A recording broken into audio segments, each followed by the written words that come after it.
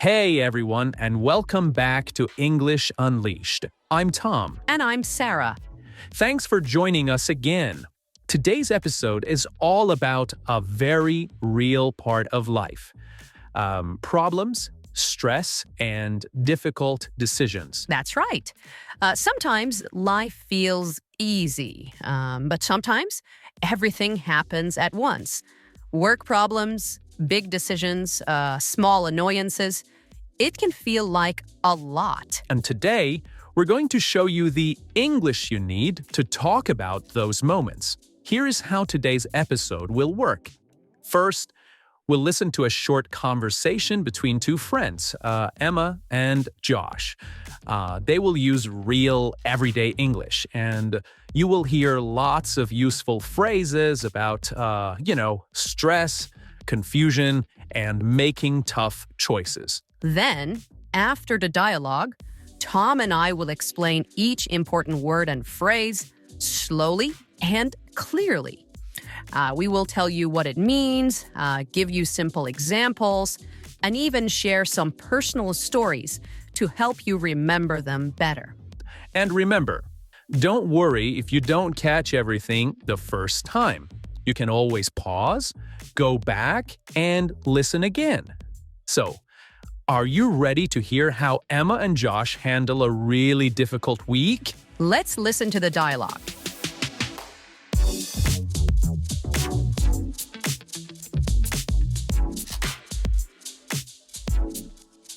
Josh, honestly, my brain is a total mess today. I feel like I'm in a muddle. Nothing is clear in my head. Everything feels mixed up. Oh no, Emma. What's happened? Something at work? Well, work and also just life in general. Right now, I'm facing a huge dilemma. I got 2 job offers. Both are good in different ways, but I can't decide. Wow, that's big. What are the jobs like? Well, one job pays really well. It's in a big company, good salary, fancy office. But the work sounds super boring. Just spreadsheets and reports all day. Not very exciting. Exactly. The second job sounds amazing. Working with people, planning events, traveling sometimes. I think I would love the work. But the pay is much lower. So now I'm in a dilemma. Money or passion? Stability or happiness? Classic dilemma. That's a hard one. It really is. And on top of all that, my current job is making things worse. They keep giving me more and more tasks. No extra pay, no help. I feel like I'm in a tight corner. Like I can't move in any direction without problems. That's horrible. You know, small problems like losing your keys or missing a bus, those are mildly irritating. Annoying, but you get over it. But what you're dealing with sounds intensely annoying. It's the kind of stress that stays inside you all day. Yeah, every tiny thing now makes me crazy. Someone at work left dirty dishes in the kitchen, and I almost cried about it. It's like my patience is completely gone. Honestly, sometimes I just want to take a back seat. Stop trying to fix everything. Let someone else deal with the mess. Yeah, and that's okay sometimes. You don't always have to be the one in charge. Sometimes stepping back helps you breathe again. Maybe you're right. And I'm trying to stay positive. I keep telling myself, maybe I'm starting to see the light at the end of the tunnel. Like, maybe this crazy time will end soon. I believe it will. You are strong, Emma. But you're right. You have to make a decision soon. Otherwise, you might come to a dead end where neither job is available anymore. Exactly. That's my big fear. If I wait too long, I lose both options and be stuck in the same old miserable place. So maybe first step, get to the bottom of things. Really find out the truth about both jobs. Ask hard questions. Talk to people who already work there. Get real answers, not just what they tell you in interviews. Good idea. I'll email both companies, maybe even call someone who works there. I want to know what a real day at work looks like. Exactly. And you also need to get a grasp of what matters most to you. Yeah, like I need to sit down and really think. Is it better to have more money but feel bored every day? Or have less money but feel excited and proud of what I do? Exactly. No one can tell you the right answer, but once you get a grasp of what your heart really wants, the decision will be easier. Thanks, Josh. Honestly, just talking about it is helping me already. My brain still feels a bit muddled, but at least I see a way forward now. Good. You're doing the right thing. Take your time. Ask questions. Listen to yourself. You are stronger and smarter than you think, Emma. Thanks. I really needed to hear that today. Anytime. That's what friends are for.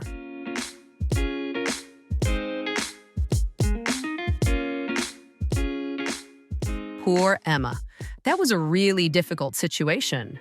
She had so much stress and so many big decisions to make. But it's great because we heard lots of useful phrases in that short conversation. Exactly. And now we're going to go through those words and phrases together. Let's start with the very first thing Emma said. She said she was in a muddle. Now, when you're in a muddle, it doesn't just mean you're busy. It means your mind feels totally messy. You're confused.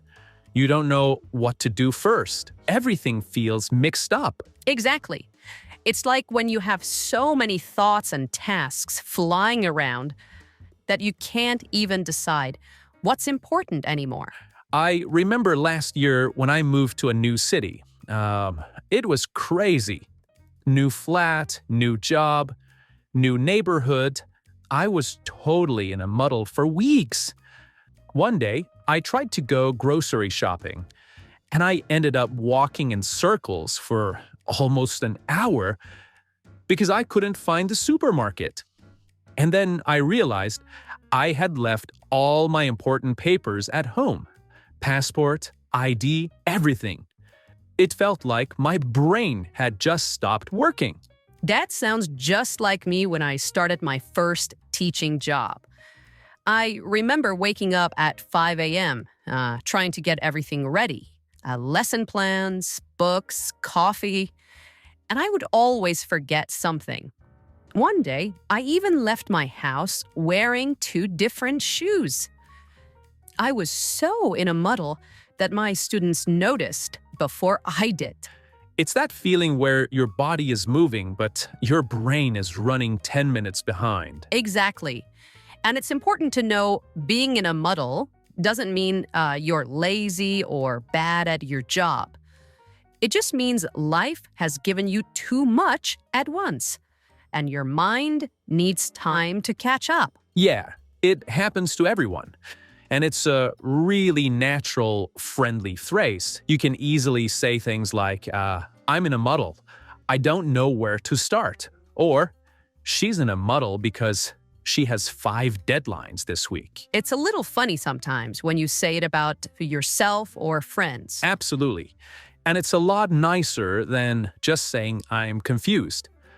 It shows that you're overwhelmed, but in a way that people can understand and even smile about.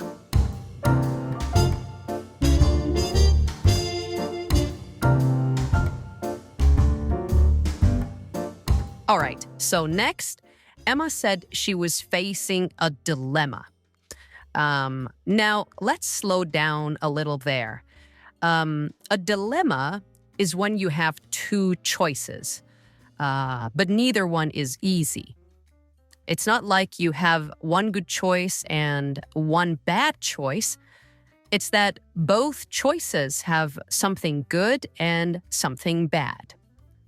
And when you're facing a dilemma, it's really hard to decide. Yeah, And what's interesting is a dilemma doesn't always have to be about big life things. Sometimes it's big, like moving to a new country or staying home. But sometimes it's small, like choosing between two birthday parties when they are on the same night. Yeah, true. But big or small, dilemmas always make you feel stressed because you don't want to make the wrong decision. I still remember one of the first big dilemmas I had. I was just finishing university and I got two offers. One was to work at a famous company in London. Really exciting. Everyone would be impressed. The other was to stay close to home at a smaller company. But I would have more time for my family and my hobbies. I cried about it one night. It felt so heavy because whatever I chose, I knew I would miss something important. I know that feeling too well, Sarah. When I moved abroad for a teaching job, it wasn't easy either. I loved my family and my friends. I didn't want to, leave them. But at the same time, I really wanted an adventure. I was totally facing a dilemma for weeks. I even made a big list, pros and cons. But the list didn't help much because my heart and my head wanted different things. Exactly. That's another thing. Sometimes your head says one thing and your heart says something else. And that's what makes a dilemma so hard. It's not just logic. It's also emotions. Yeah, and sometimes people around you will give you advice, but it doesn't always help. Because at the end of the day, you have to live with the choice you make. Absolutely. And that's why we say face a dilemma, because it feels like standing right in front of something difficult. You can't escape it. You have to deal with it. So, when you want to use this phrase, you can say things like, I'm facing a dilemma about moving to a new city. Or, she's facing a dilemma between studying abroad and getting a new job. And if you want to make it even simpler, you can also say, I'm in a dilemma. I'm in a dilemma. Or, he's in a dilemma about what to do next.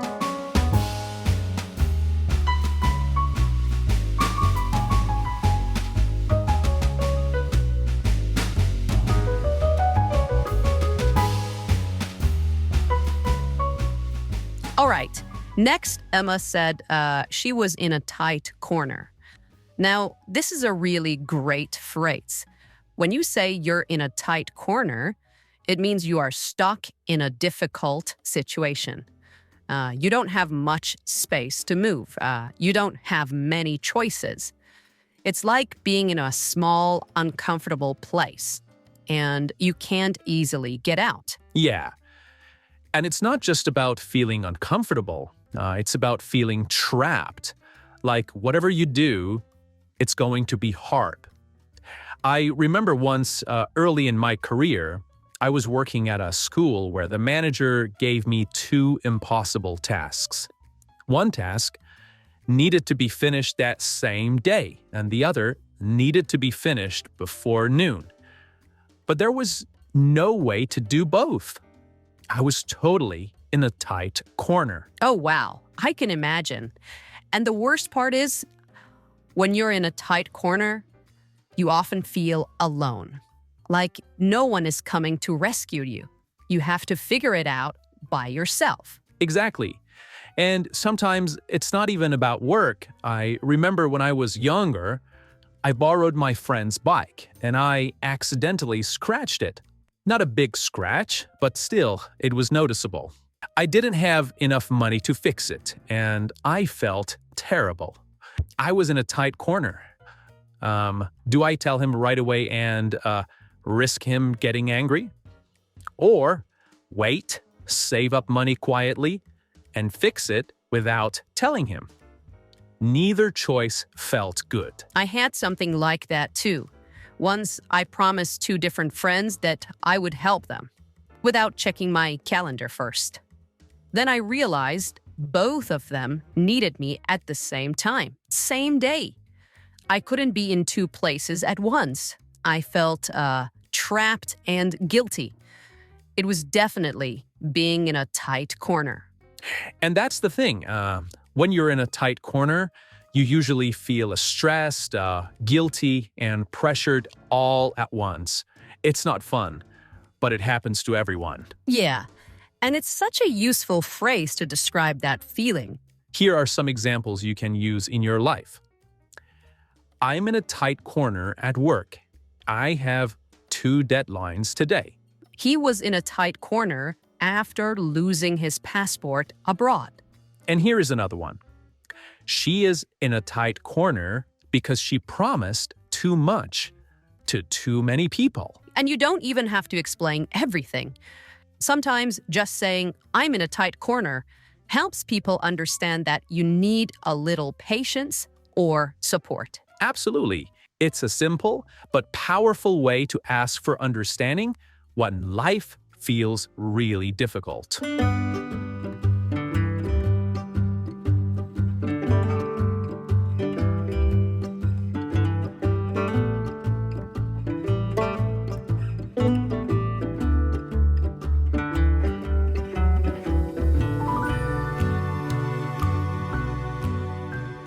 All right, next, let's talk about 2 great ways to describe different kinds of problems. Mildly irritating and intensely annoying. So first, mildly irritating. This means something is a little bit annoying. It's not a big problem.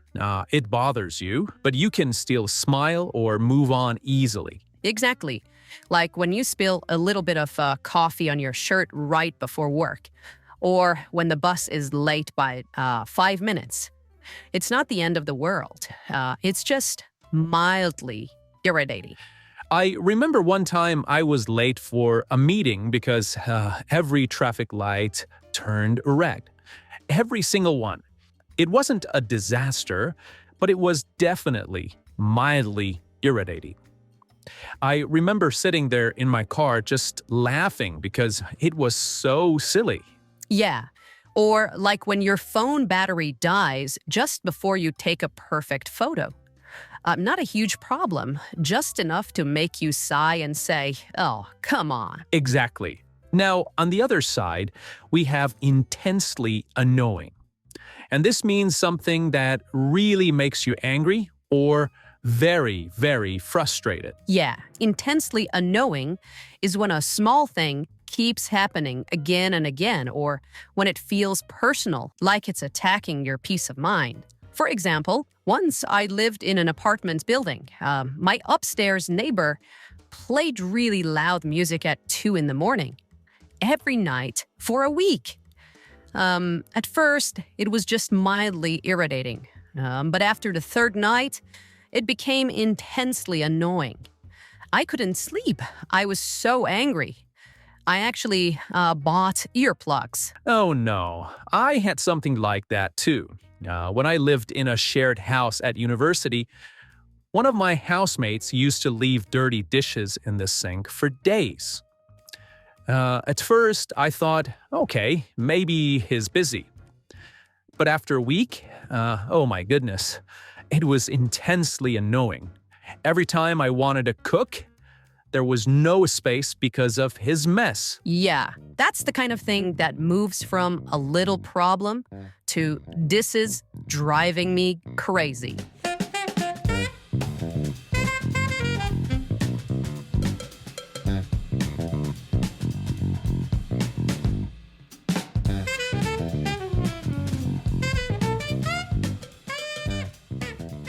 All right, now let's talk about another really useful phrase. To take a back seat. Yeah.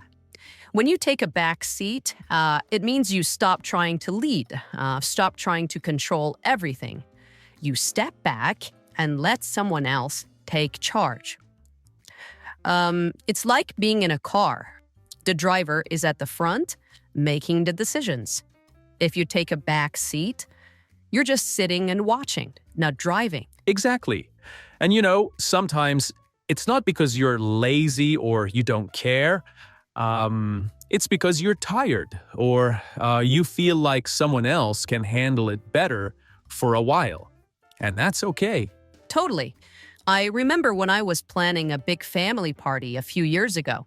At first, I was trying to organize everything: the food, the decorations, the music, even the parking.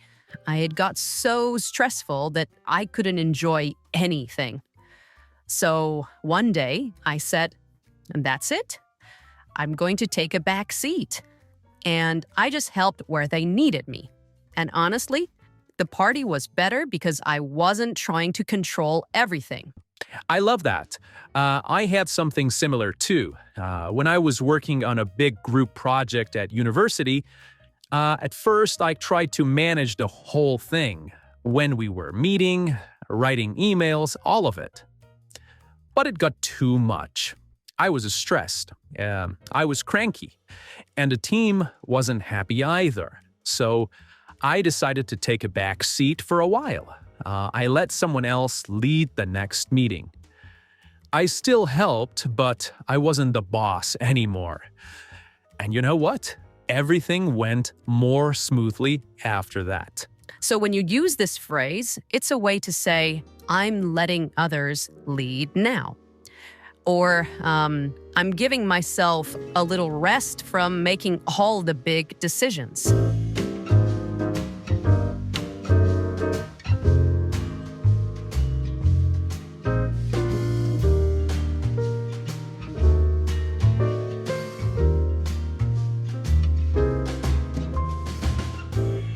All right, now for a really hopeful phrase. See the light at the end of the tunnel. Yeah, I love this one. It means that even though you are in a hard, dark, difficult time, you're starting to see that it's going to get better. There is hope. You're not finished yet, but you can finally see that the bad days are ending. Exactly.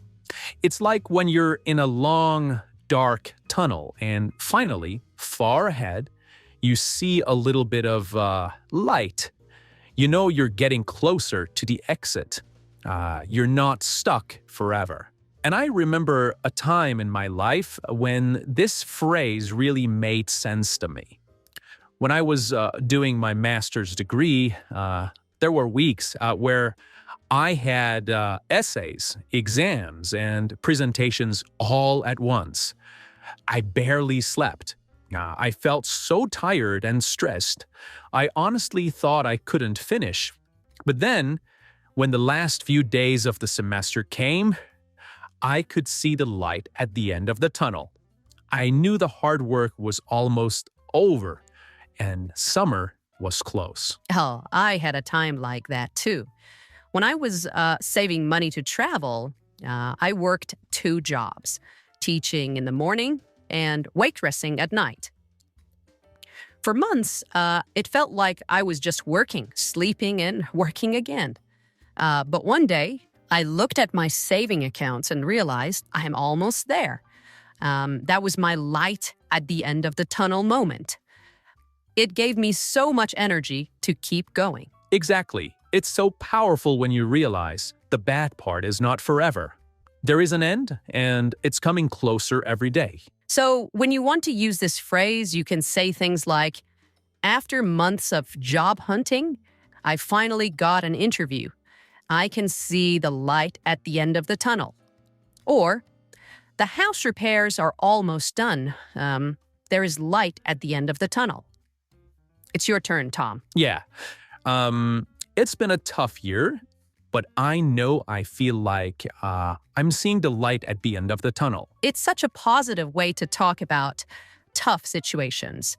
It reminds you, don't give up. Good things are coming.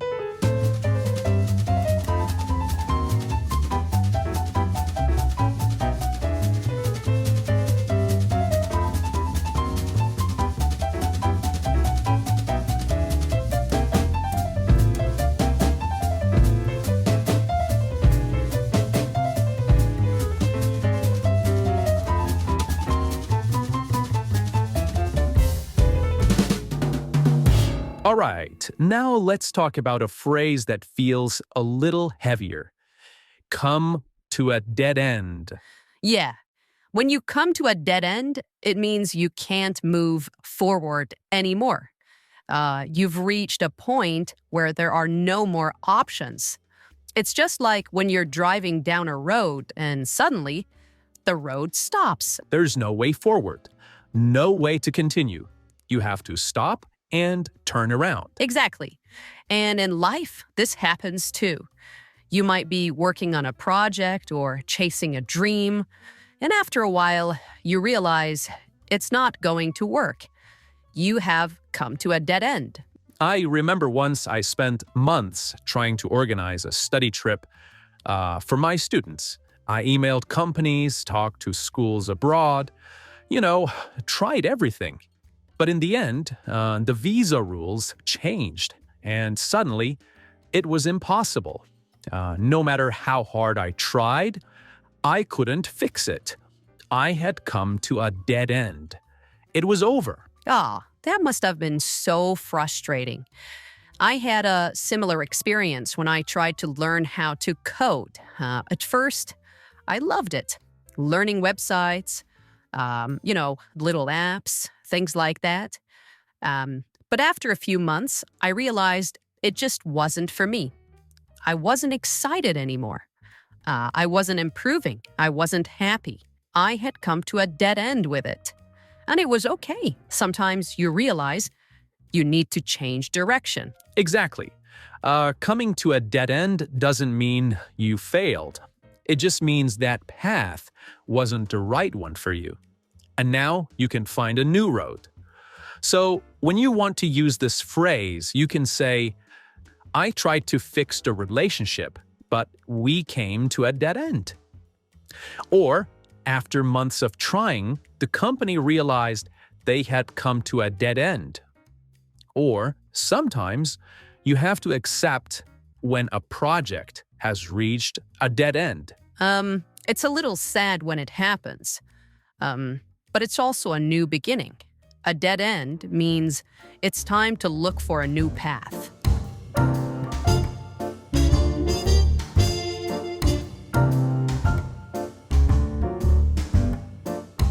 All right, now we move on to a really important phrase. To get to the bottom of things. Yes. When you get to the bottom of things, it means you find the real cause of a problem. You don't just look at the surface, you dig deeper. You ask questions, you investigate, you find out what's really happening. Exactly. It's like when there is a mystery or a problem and you don't just guess. You really want to know the truth, the real story. I remember once at school, our team's project kept getting bad marks. We thought we were doing okay, but something wasn't right. At first, we just said, the teacher is too strict.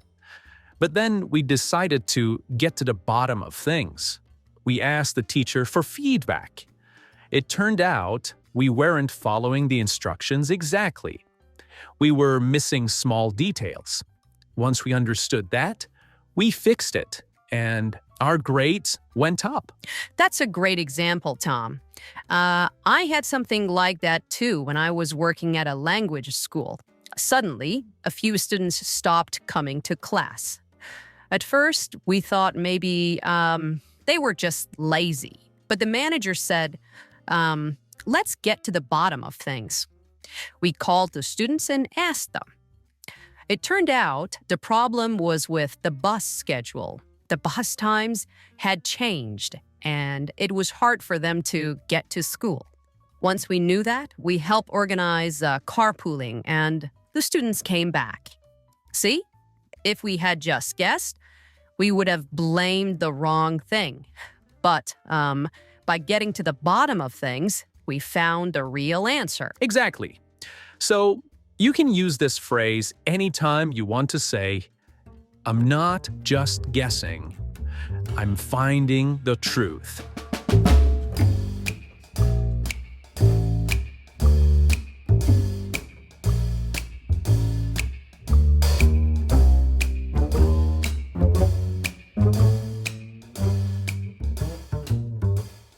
All right, and here is the final phrase that we focus on in today's episode. To get a grasp.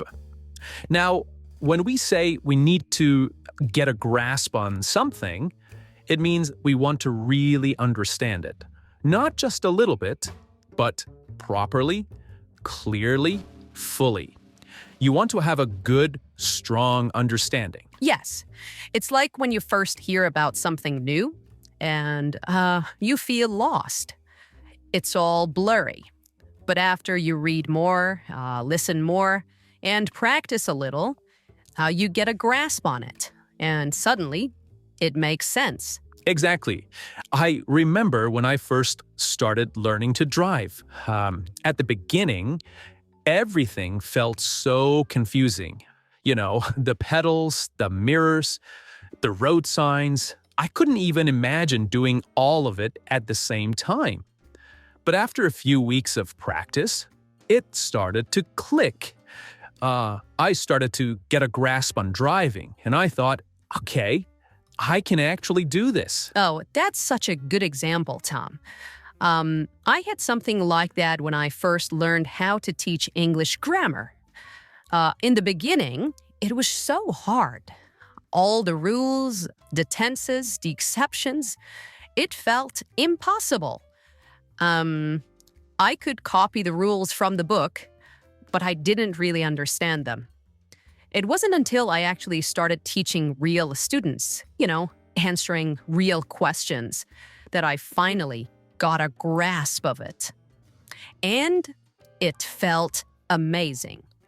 I felt confident for the first time. Yeah, it's that moment where your brain says, now I understand. It doesn't feel heavy anymore. It feels lighter. Exactly.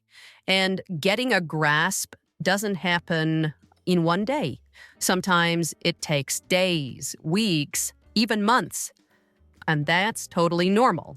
Yeah, and it's so important not to give up. Because at first, everything feels difficult. But little by little, you get a grasp. You start to feel stronger and more in control. So, how can you use this phrase in daily life? Well, you can say things like, I'm still trying to get a grasp on my new job.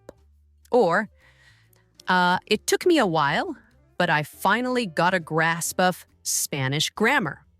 Or, he needs to get a grasp of the basics before moving to harder topics. Exactly. So remember, when you get a grasp, you move from confusion to clarity, from feeling lost to feeling strong and sure. And that brings us to the end of today's episode. We really hope you enjoyed exploring all these powerful expressions. Thanks for being with us. And until next time, keep practicing, keep smiling, and keep learning. This has been English Unleashed. Your space to grow with real, natural English. See you next time. Bye for now.